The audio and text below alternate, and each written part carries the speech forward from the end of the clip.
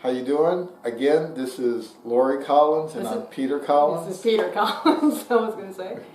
And we're with Heroes, and we're here today to review White Boy Rick.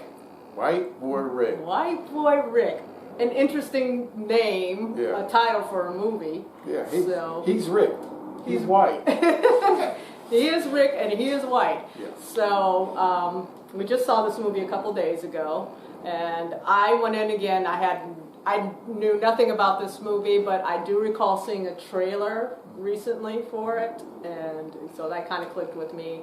But I had no idea what it was going to be about or anything, so did you want to go over what? Well, I knew only what the trailers had told me. I didn't look up the story, although I knew it was based on a true story, which was really interesting. I thought the movie was very interesting. Okay. What did you think? I thought it was a very good movie. I found it very interesting, very engaging. I think it had some things to say. I was impressed with a lot of the performances, and it was an interesting story. So. Yeah, I know. For me, I thought all of the acting was just spot on. Yeah, it was excellent. Yeah. And we'll say who stars in this movie. We have Matthew McConaughey, Jennifer Jason Leigh. So you got some powerhouse actors there. Right. Brian Tyree Henry, who I'm a big, or is it Brian Tyree Henry, who I'm a fan of from the show Atlanta, if you've ever watched that. And one thing I want to tie with his acting ability and the kid who stars in it. I'm going to get the kid who stars in it is Richie Merritt, and it's his first film. And I also want to shout out to the girl who plays his sister in his film, Powley. And particularly those two. You know, they've got these powerhouse names in here and some heavyweight actors. And for me, it's like it was a camera just following them around in their real lives. Right. That's how good they were in this movie. Yeah. I swear, those are kids from Detroit in the 80s. And this is their life. We're just watching. Oh, yeah. Well, you know what? I felt that about everybody in the movie. Okay, yeah. It seems like either they really did their homework or the director took them aside and said, say it like this, do it like this. But whichever happened, it was amazing, and the editor, I thought he did a really good job. I'm always looking at that, so don't mind me. But the editor, it seemed that they got everything that they needed to get, put it in the movie, and they just didn't leave a part of the story for you to wonder, well, what happened then? You know, it was really good, and a lot of and when I say acting, I'm not just talking about when they're reading the script, but facial expressions and everything was just spot on. Spot on. Yeah, I think what takes me out, like the actors, is because the Matthew McConaughey, we're familiar with them, so it's like, okay, I know they're big movie stars, so and you have these newcomers who you have no idea, so it's a lot easier to believe them in this role. I bring up Brian Tyree Henry because if you ever watched him in the show Atlanta, his character's like that. I swear to God, he is Paperboy, the rapper in Atlanta who's just trying to, part-time drug dealer and just trying to make it. And that's another. They're just following him around with the camera, and so he has that quality about him as well. So I was happy to see him in this movie. He doesn't have a huge role, but it was good to see that he's getting a little more work. Well, it's real interesting that you use the term or that it's almost like they're following them them around. Yeah. Because I surely didn't think of that, but yeah, looking back at the movie, that is exactly it. Yeah. And things that were happening, everything that happened, you could say, you didn't sit through, because every now and then I'll sit through a movie and I'm looking at it, I'm engaged in it, and I love it, then I go, oh, that wouldn't have happened. Okay. Or that couldn't have happened. This happened like it happened. Yeah, this is based on a true story. And what it is, we're going to get a little bit into the plot. White boy Rick, this kid, Rick, what is his name? Richard Wersch Jr., if I pronounced that correctly. Mm-hmm. He ends up becoming he's a poor kid in Detroit, you know. His dad sells guns out of the trunk of his car. And they end up buying them from gun shows, selling them to drug dealers, and he ends up getting involved in the drug trade and eventually becoming a major drug dealer himself. And but only because the FBI and the local police set him up to do that. Yeah, basically, at first he works as an informant for them, mm-hmm. and then in order to take care of his family, right. he gets into the drug trade. And I mean, I think this movie has a lot to say about the American dream and mm-hmm. kind of the failure of the American dream, or if there's really any truth to the American dream. Mm-hmm. It makes you start questioning that, because I think Detroit is still a very debilitated city where people are struggling, and just middle class, regular folks, and pretty much, one of the characters of his dad's selling guns out of his car. He's like, you know what, when I get enough money, I'm going to open a chain of video stores and stuff, and we can live a better life, and that's his dream. And he feels like, one of these days, and he has this dream. And at some point, even the idea that he wants to open the video stores, and us looking in hindsight knows, it's like, well, that's going to be obsolete anyway. So even his dream is just like worthless at some point.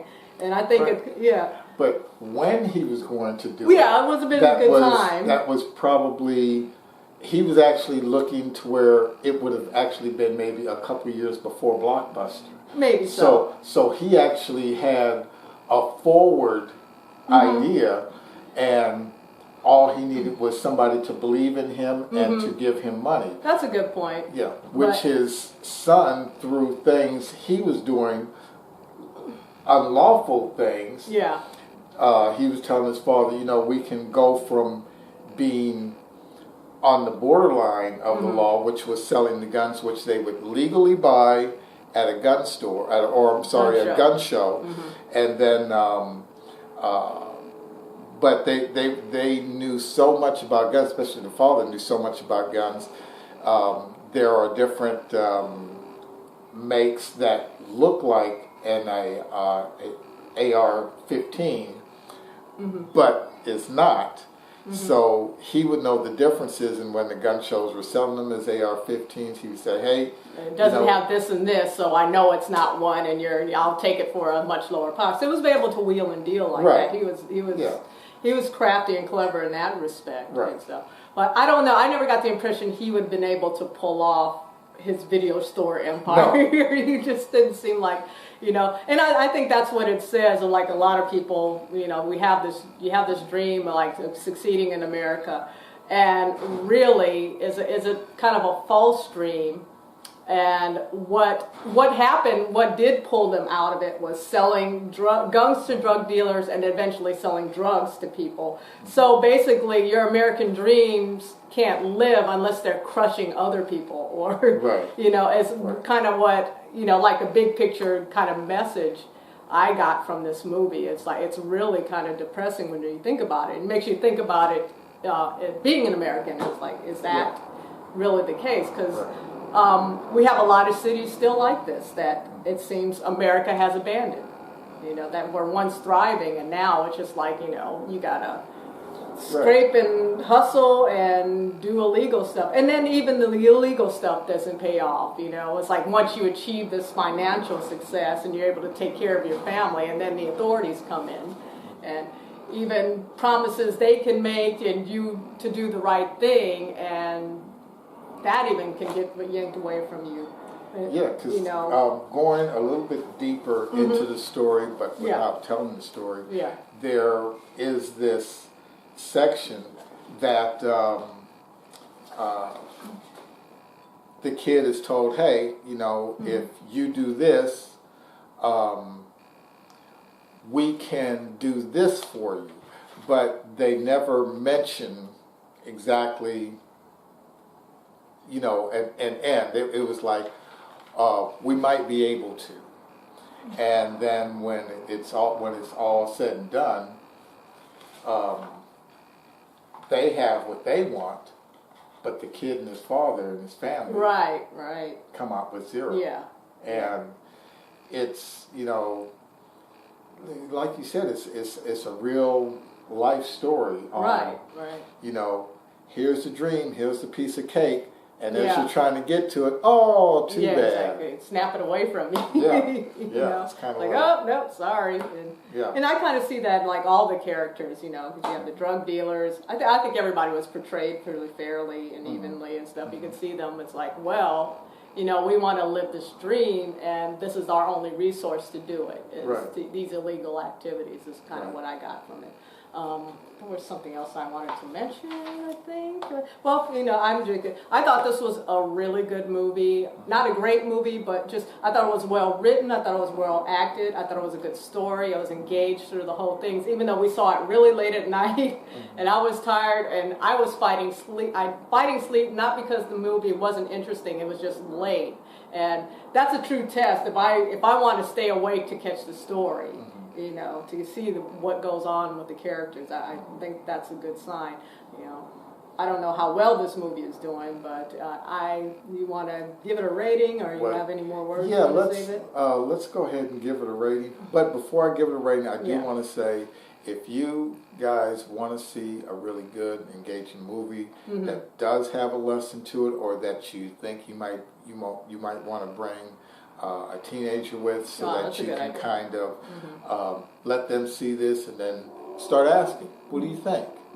What do you take away from this? Well, I want to ask you, because you mentioned something from a father perspective that you took out of this that I'd like you to elaborate on and stuff.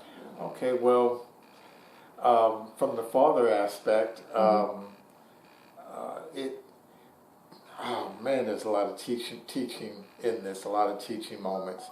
And so I would just say, and again, and try not to spoil it, you can show your son or your daughter that piece of candy can be right there, but there is work to get to it. Absolutely. And sure, you can just reach out your hand and grab it, but maybe it's even though you can see it and it's right there and it's easy to grab, maybe there are things right, you know, in between it that you have to get done. And I think this movie depicts that really well, because they're saying, hey, you want this, do this.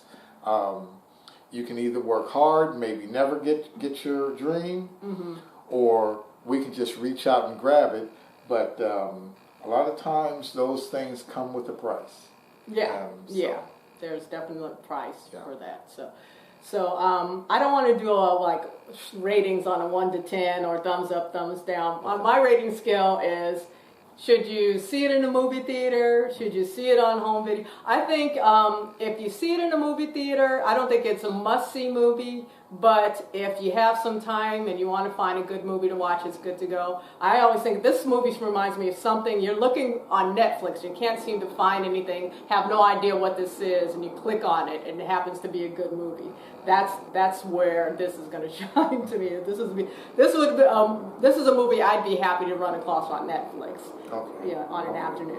No, I can see that, but again, I would go from like a father aspect. Yeah, I get and you. I would say, definitely go see this in the movies. Okay. At the theater, but bring your family. Yeah.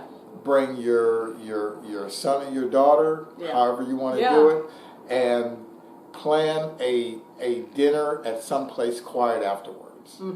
That's a good point, I think. Yeah. That way you can sit and say, what do you think? Yeah. You know, I do think it's a good movie to take teenage kids to, because I think they would be able to relate to what these kids are going through and what they're tempted with, you know. And the kids that played, the kids in this movie are just fantastic. Man. Oh man! They're as much as I liked White Boy Rick, and I liked all the other kids, there are a lot of kids in this movie, surprisingly. And I like the older. What was his name? Oh, I didn't look up who played the grandfather. The grandfather and the grandmother. Rick's grandfather and yeah. Amazing. I think it's Bruce Dern, and didn't. Yeah, it's Bruce Dern. I think it's Bruce Dern. God, I can't remember the lady's name. I didn't recognize it was Piper, something like this. Piper Laurie, is it? Or? Piper Laurie. Yeah. Okay. Excellent, excellent. Mm-hmm. Top notch. Yeah. But the kids and white boy Rick's sister. Mm-hmm. Oh my God! There was a couple times again, like I said, without script, her facial expressions. I was like, oh my God! It was I said, like, oh, she's high. Yeah, she's this, she's that. You know, she just she didn't have to say anything. It was completely on her face, and you felt what she was going through. So. Yeah, and that is the other thing. You not just saw what she was, or like she might have been high, but she was going through something too. Yeah. Excellent acting. Okay. But I'd say go see it. White Boy Rick's in theaters now. Yeah. All right. Go see it. So we out. We out. See ya.